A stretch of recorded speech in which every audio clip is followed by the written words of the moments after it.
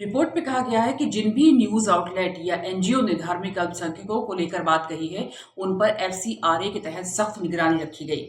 इसमें centre for policy research नाम की एक एनजीओ के एफसीआरए लाइसेंस को फरवरी 2023 में रद्द करने का भी जिक्र है।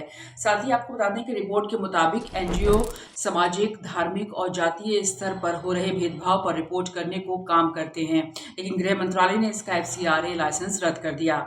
इसमें यह कहा गया है इस रिपोर्ट में, जो अमेरिका की रिपोर्ट है, इसी तरह अधिकारियों ने न्यूज क्लिक पत्रकारों के घर और दफ्तरों पर छापेमारी की और तिस्सा से तलवाड़ भी इसमें शामिल है। इस पूरे मामले में जो रिपोर्ट तैयार इन लोगों ने की है उसको लेकर तिस्सा से तलवाड़ यानी राइटर भी इसमें शामिल हैं, जर्नलिस्ट भी इसमें शामिल है, वो तमाम एनजीओ भी इसमें शामिल हैं जिनकी अनदेखी की गई है या फिर जिनको वो बराबरी का दर्जा नहीं दिया जा रहा है, जो मुखरता से बात को उठाते हैं अल्पसंख्यकों की।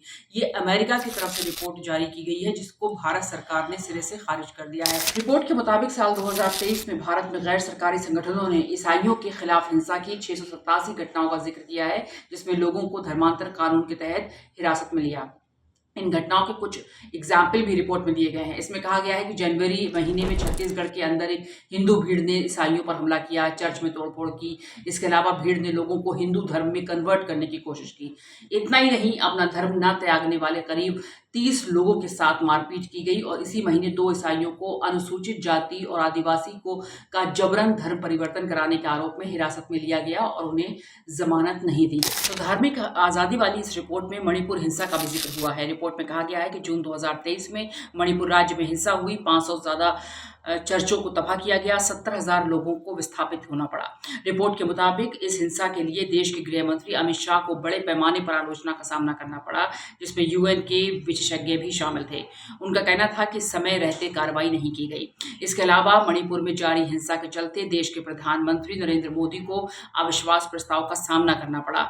रिपोर्ट में यह भी कहा गया है कि सुप्रीम कोर्ट अगस्त के महीने में हिंसा की जांच के लिए आगे आया और उसने कहा कि राज्य में पुलिस स्थिति पर अपना नियंत्रण खो चुकी है। तो उन्होंने कहा, यानी कि भारतीय सरकार की तरफ से जो बात सामने आई है वो ये कि रिपोर्ट में पहले से तैयार नैरेटिव को कुछ चुनिंदा मामलों के जरिए और मजबूत करने की कोशिश की गई है।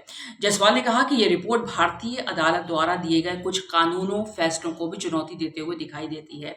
उन्होंने कहा कि रिपोर्ट में उन नियमों को भी टारगेट किया गया है जो भारत में पैसे के दुरुपयोग की निगरानी करते हैं, जबकि इसे लेकर अमेरिका के पास और भी कड़े कानून और नियम हैं, लेकिन वो खुद के लिए ऐसे सुझाव नहीं देगा जो हमें दिए जा रहे हैं।